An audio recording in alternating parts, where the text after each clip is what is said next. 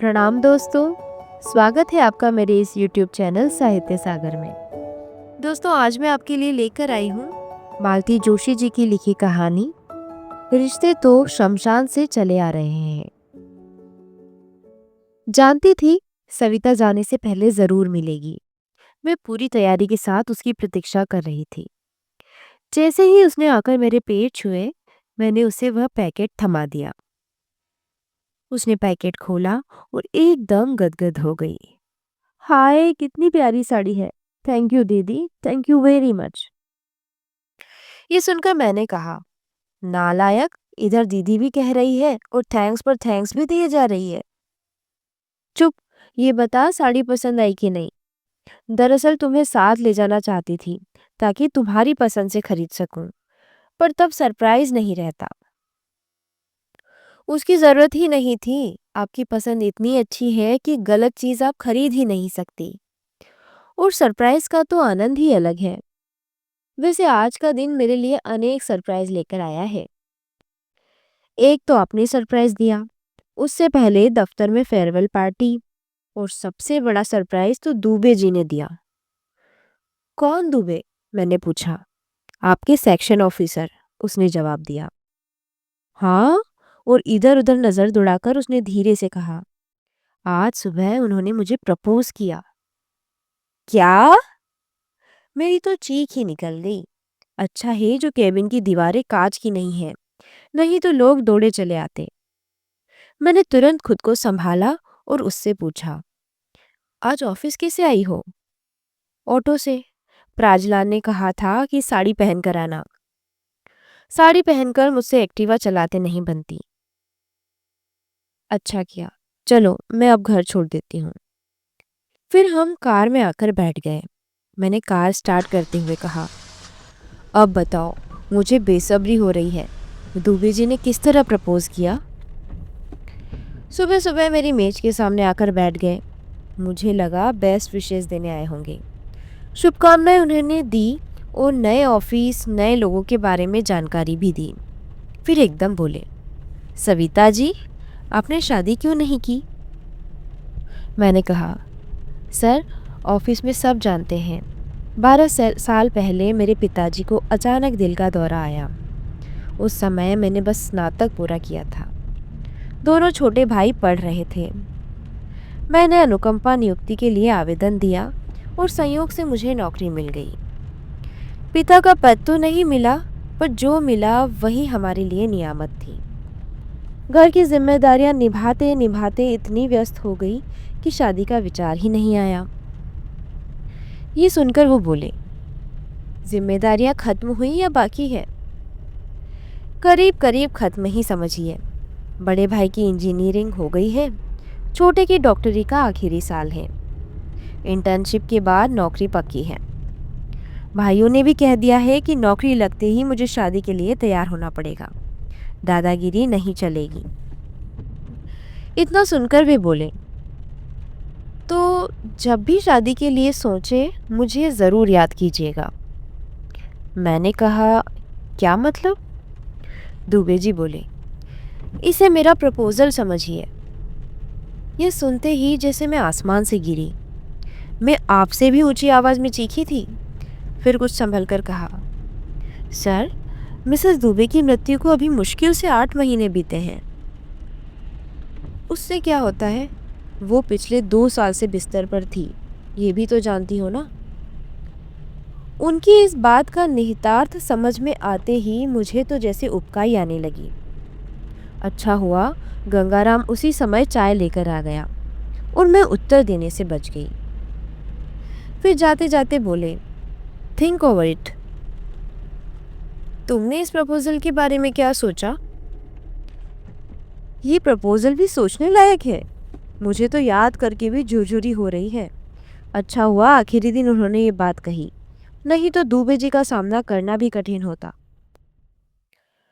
सविता की बातों ने मेरे मन में भी उथल पुथल मचा दी थी। घर आकर भी उसकी बातें दिल से निकल नहीं पा रही थी। दुबे जी पर रह रहकर गुस्सा आ रहा था। पत्नी को मरे मुश्किल से 8 महीने गुजरे हैं। घर में 15 साल की बेटी और 13 साल का बेटा है। और वो सविता जैसी नाजुक सी लड़की से शादी करने के सपने देख रहे हैं। घर की विषम परिस्थिति के कारण उसे नौकरी करनी पड़ रही है। इसका ये मतलब थोड़ी ही है कि उसकी शादी की उम्र निकल गई है। अब भी उसके लिए अच्छे रिश्ते जुड़ सकते हैं। उसके भाई जहां सेटल हो जाए तो मैं खुद आगे बढ़कर उसके लिए एक अच्छा सा लड़का ढूंढ कर लाऊंगी। एक दिन हेड ऑफिस मीटिंग में गई थी। लौटते समय दुबे जी मिल गए। औपचारिकतावश मैंने घर व बच्चों के बारे में पूछा। कुछ ना पूछिए मैडम, हाल बेहाल है। अम्मा एकदम पस्त हो गई है। गांव लौट जाना चाहती है, पर घर में जवान होती लड़की है, उसे अकेली कैसे छोड़ दें। बच्चों से एक मिनट भी नहीं बनती। मुझे रोज धमकी देती है कि शादी कर, नहीं तो मैं बड़े भाई के पास चली जाऊंगी। तो शादी कर रहे हैं? मैंने पूछा। अम्मा और बच्चों के लिए करनी ही पड़ेगी, उन्होंने कहा। ये सुनकर मैंने कहा, मेरी एक मौसेरी बहन है, बाल विधवा है। 13 की उम्र में ब्याही गई, 15 की उम्र में घर लौट आई। अब बेचारी भाभीयों की जचकी कर रही है, उनके बच्चे पाल रही है। सुबह शाम रसोई में खटती है, बचे समय में माँ की सेवा करती है।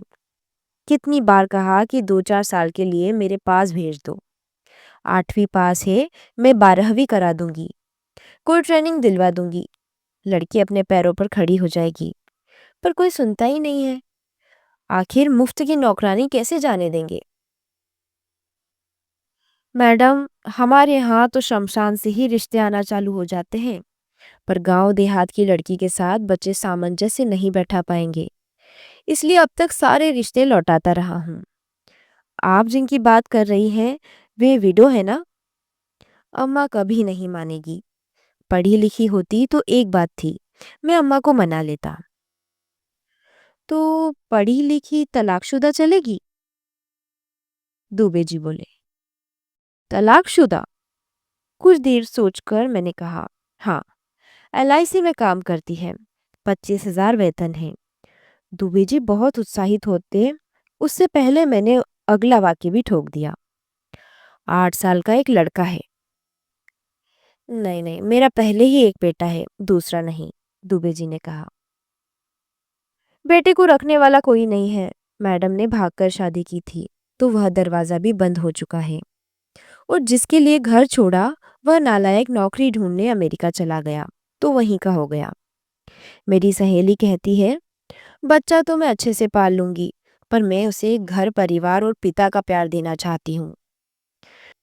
दुबे जी बोले, बच्चा नहीं होता तो हम एक बार सोच सकते थे। अम्मा बच्चे के लिए कभी राजी नहीं होगी।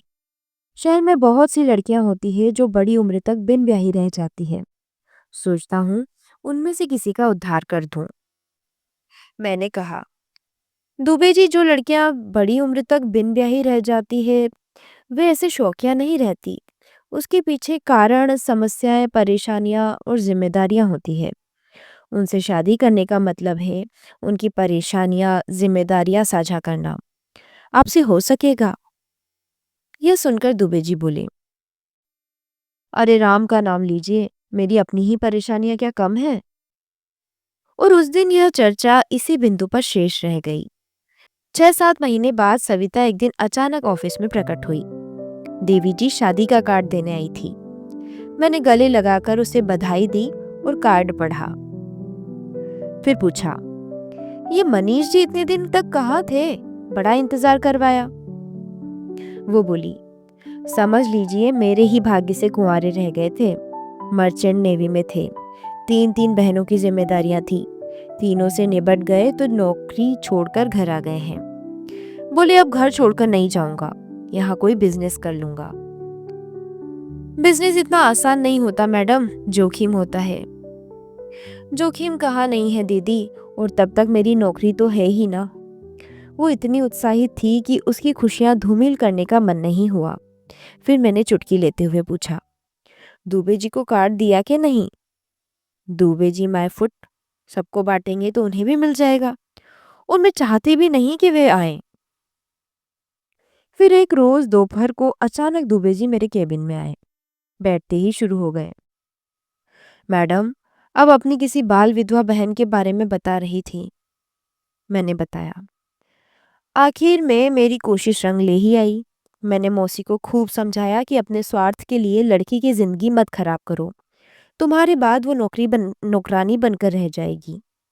और भाइयों के बाद उसका क्या होगा? लोग सीधे वृद्धाश्रम भेज देंगे।